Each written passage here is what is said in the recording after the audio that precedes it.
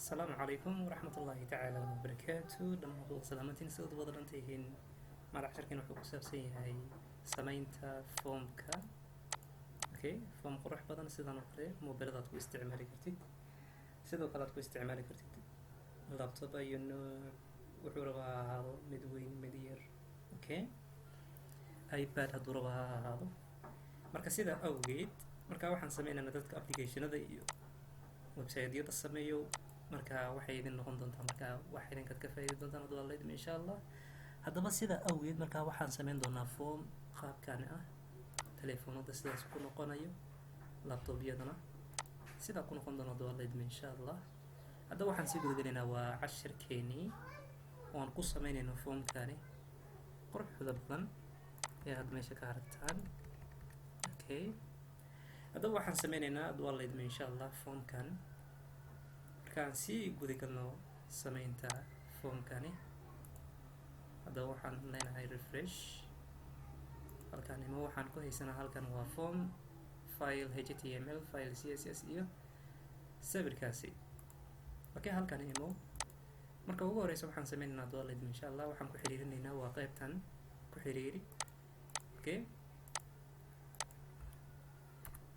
marka ugu horeyso waxaan soo qaadanaynaa waa div classkiisu uu yahay form ama contact baan leenahay ilan contact form baan sameynaynaa hadduu alla idmo insha allah contact formka gudihiisa marka waxaan soo qaadanaynaa h1 ka marka waxaan leenahay get in touch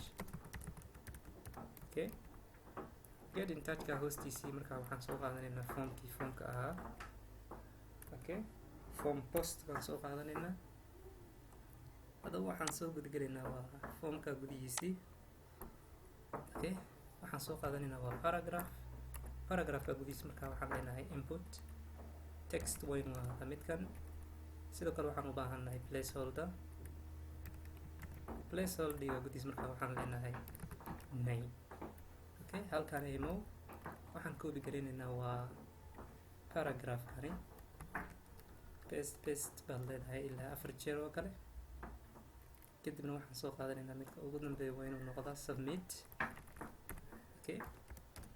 submit baan leenahay midka placeholder uma baahani meeshan waxaan u baahannahay valuega gudihiisa markaa waxaan leenahay send halkaan baan imaanaynaa oo waxaan leenahay meesha ka koreysa imo qaybtaa waxaan leenahay email meesha text uma baahni ee waxaan u baahannahay waa email not embed email qaybtaa marka uma baahni input ee waxaan u baahannahay text area row iyo columns iyo waxaas uma baahni laakiin waxaan u baahannahay iyadana placeholderka markaa waxaan leenahay sideen kuu caawinaa ama maxaan kaa caawinaa haddii foomkeeni aan check garayno waxaan arki doonaa halkanimo fresh waxaan haysanaa waa foomkeenii waa laba input field iyo text area iyo send haddaba markaasi aan waxaynii aan u qaabayno oo aan u qurxino markaa waxaan sameynaynaa waxaan soo qaadan doonaa marka ugu horeyso bodygaan ka bilaabaynaa bodyga gudihiis markaa waxaan leenahay margin 0 padding 0 box size box border halkaan imo halkaan waxaan u baahannahay .contact waa qaybtii weyneyd ee foomkii oo dhan xadidaysay markaa waxaan leenahay qaybtan height of 100 vh height of 100 vh justify content center align items center display flex direction clone sidoo kale markaa waxaan u baahannahay let us align height of 2 sidoo kale ku aragtaan foomkeenii waa diyaar line height kan ka saarayna hadduu alla idmo insha allah okay foomkeenii sidaasuu noqday, laakiin uma baahni markaa in scrollka ama hoverkaasi inaan aragno. waan ka saaraynaa waxaasoo idin si aan uga saarno. markaa waxay noqonaysaa justify content iyo waxoo idil waan haysanaa, hide center. okay haddaba aan soo qaadano sawir background image. okay background image baan leenahay url-ka. markaa waxaan soo qaadanaynaa magacaasi ee flagga sawirka. sidoo kale markaa waxaan sameynaynaa background size of cover, background position of center. okay let's check. halkaan aan kusoo laabano ch baan haysanaa halkaa. markaa waxaan leenahay vh. sidoo kale ku aragtaan pagekii buu qabsaday. haddaba waxaan sameynaynaa inputsyadaasi baan qurxinaynaa. marka si aan u qurxinay inputsyadaasi, marka waxaan soo qaadanaynaa contact phone input. okay input wixii input markaa waxaan leenahay width of 200, height of 30, border none, sidoo kale outline none.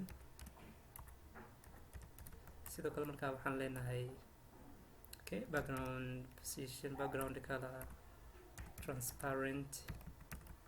okay sidoo kale waxaan u baahannahay okay let us leave like that. waxaan u baahannahay border bottom of 1 pixels solid black. okay sidoo kale ku aragtaan wixii dhan way habaysan yihiin. midkaana midabkiisa waa inaan bedelnaa, midkaana waa inaan habeynaa. si aan sidaa u sameyno, markaa waxaan sameynaynaa midkaan noo soo copy garay. waxaan leenahay copy, halkaan imo paste. haddaba waxaan sameynaynaa qaybta text area baan ku bedelaynaa. sidoo kale ku aragtaan text area isagana wuu hagaagsan yahay, laakiin height-kiisi waa inaan markaa 50 uga dhignaa si wixii ay qurux u noqdaan. sidoo kale ku aragtaan wixii waa qurux. haddaba midkaasi baan isbedel ku sameynayna abdullahi insha allah.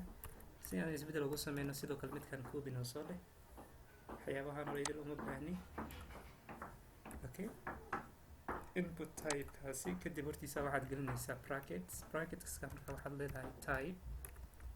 input type-kiisii baan ka hadlaynaa, waa submit midka aan rabnina wax ka bedelno. marka haddaba halkaan baan imanaynaa oo waxaad leenahay background navy, laakiin waxaan sameynaynaa hover dulsaar oo markaa waxaad ka dhigtaa a little bit black. sidoo kale markaa waxaan siinaynaa border radius 5 pixels. sidoo kale ku aragtaan midabkiina waa inaan bedelnaa. midabkan waxaan leenahay color white. midabkiina waa white. haddaba aan check garayna telefoonada. okay aan ka bilowo telefoonka iPhone 8 7 sidaasuu ku noqonayaa. okay pluskoodii baan fiirinaynaa. pluskoodii sidaasuu ku noqonayaa.